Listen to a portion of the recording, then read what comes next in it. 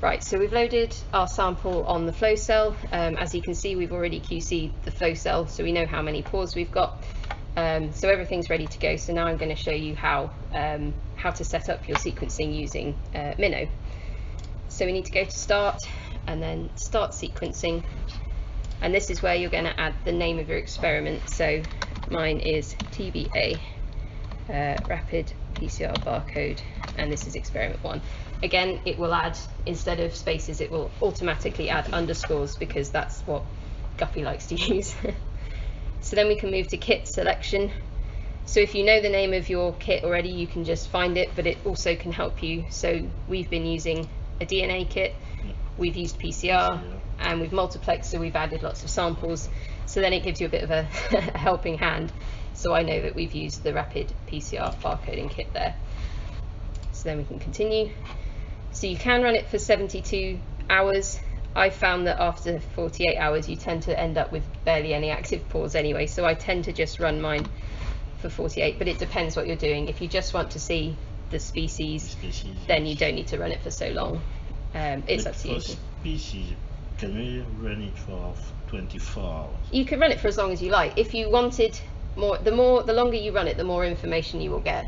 So if you literally just need to know, is it an E. coli, yes or no, you can run it for not that long at all, and by the time you've got 2 hours worth of data, you will know whether it's an E. coli or not, because you don't need that much to identify it. If you're wanting to look much deeper and have much more depth and coverage, but also want to look at individual, say, SNPs, individual base differences, then you need to have a lot of coverage. And equally, if you're running a lot of samples, then you need to run it for longer, because the more data you want, basically, the longer you would want to run it for. So yeah, you can run it for as long as you like, and you can leave the voltage at 180. So we can continue to base calling. So you can either, Guppy, when you run it on the program as part of the sequencing, it automatically does fast base calling. But as I say, you can stop it from base calling, and then you can do it separately yourself using Guppy. But I just leave it for now for fast barcoding, base calling. With barcoding, when it says enabled, that means that it will separate them into folders. So that's, if you had pressed no, then it would just, all of your data would go into one folder, and you'd have to kind of separate it yourself. So again, both of these just kind of make your life easier. And then Guppy can align to a reference genome, but we're not going to do that with this.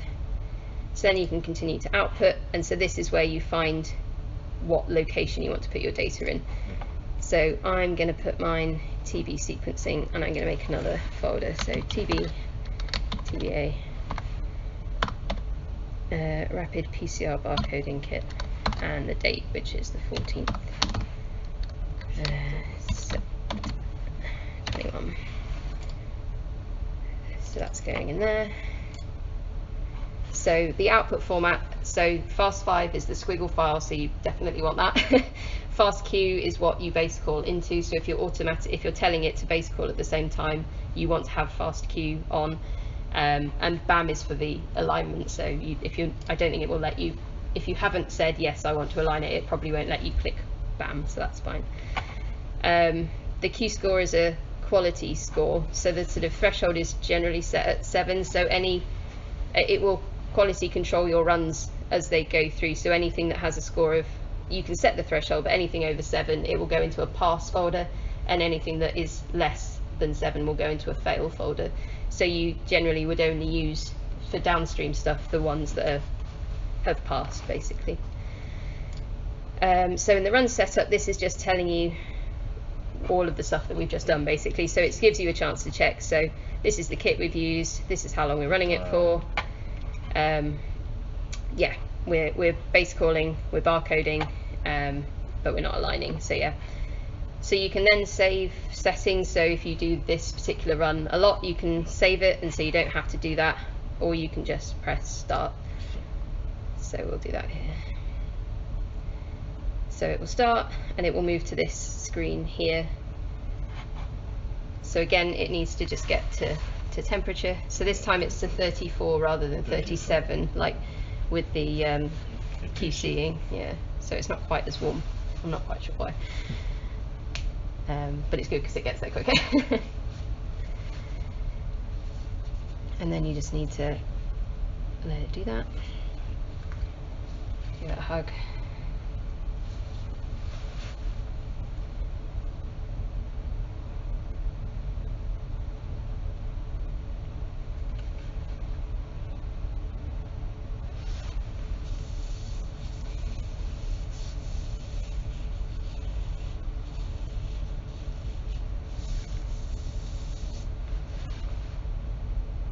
There we go. Right, so now it's at temperature. So if you click on this, it will bring up this page, and once it's, so it has to, I think what it does is it's connecting to the server. So if you remember, I said that it has to have internet at the beginning, because it needs to download certain, I think, drivers to start the run. So I think that's what it's doing now.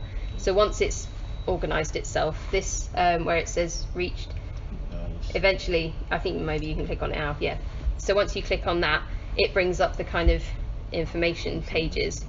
So yeah, so to begin with, it performs the scan to make sure everything's in order, and then it will start, I mean, it will start base calling, start sequencing fairly quickly, probably in about a minute or so. But all of this information here, so the amount of time that it's run for, the temperature of the flow cell, that generally doesn't change, the voltage, and then the read count, so obviously that increases, and estimated bases is the amount of bases it thinks it's got, and then the base called ones are the amount that it's actually base called. So over here you'll get a percentage. At the beginning, when it's not got that much data, you'll have 100% base called, but as it gets more data, it kind of slows down. Yeah, it depends what computer you've got. If you've got a GPU, so a graphics processing unit, you might be able to do it in literally in real time. This has got 32 gig of RAM, but a CPU, a central processing unit, so it's not quite as fast. And the other computer, for instance, which is slower again, it would take even longer to do so. So here we go, we've started.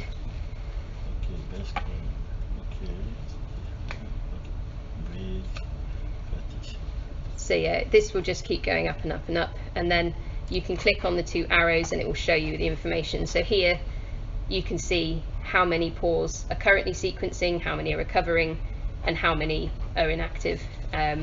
So we started with, what did we say, about 400 active pores, which isn't terrible, so hopefully we should get a decent amount of data out of this. But as I say, this will go through and it will, all the green ones are the ones that are actively working.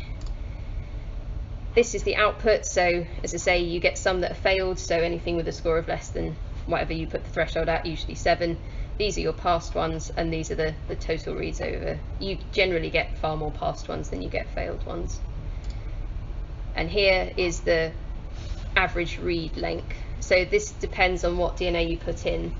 So if you have native DNA, so you've not PCR'd it at all, like the Rapid Barcoding kit, your average length will be more like that with a long tail. So you'll get some that are really long, but most of them will be sort of around here. With this, because we've PCR'd them and we know that the fragment, because we've tape stationed them, is about 4,000, we should get eventually quite a neat, because most of them will be roughly the same size, so eventually this will become quite a neat kind of curve. Here, so we've already got one that's already running away, but this will tell you roughly how many reads you've got per sample. Yeah, so we've already got, so we've run 11 samples, and you can see that we've already got 11, so that's good. But you can change these as well, so you can either do reads or bases. You can sort them. You can display any that have failed, so any with a low score. You can display ones that have run but it couldn't find a barcode for, so potentially you could sort of sort them out yourself, but I think generally they tend to get ignored.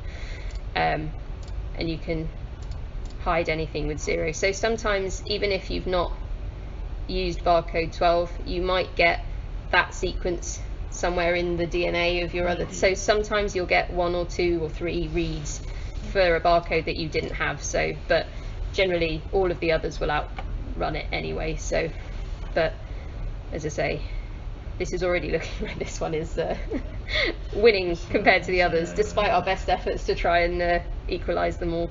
and that would have been one of the ones with quite low DNA, wouldn't it? And that's already winning. So yeah.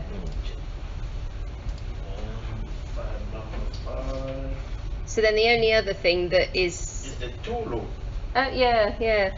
So the other thing that's interesting is this health, and it tells you what percentage of your pores are sequencing at any one time. So at the moment, half of our pores are sequencing, 20% are waiting to sequence, and then the rest of them are either unavailable or recovering. So actually, most of our cells are doing okay, and actually that's quite a good amount of green. I'm happy with that. Yeah. But as this goes on over time, that will go much more blue because your pores start to die as you go along, and so yeah. But yeah, I think that's all right. As I say, I tend to come back to this, leave it for about an hour or so, come back to it, just check that everything is still all right. Usually it's fine, and then yeah, you can just leave it to sequence for however long you've left it for, depending on what you want to do. So there you go.